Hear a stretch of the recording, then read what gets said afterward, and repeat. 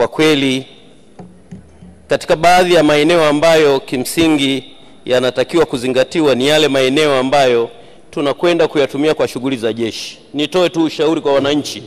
Katika maeneo haya kimsingi huwa ni maeneo hatarishi, kwa sababu matumizi yale ya kijeshi huwa yanabaki yanaacha baadhi ya masalia ya vyombo ambavyo vilitumika huko kama mabomu na nini. Kwa hiyo maeneo yote haya ambayo ni maeneo maalum kwa ajili ya matumizi ya jeshi, nitoe tu wito kwa Watanzania wenzangu, kwa kweli tusipende kuyachezea maeneo haya kwa sababu ni maeneo hatarishi sana.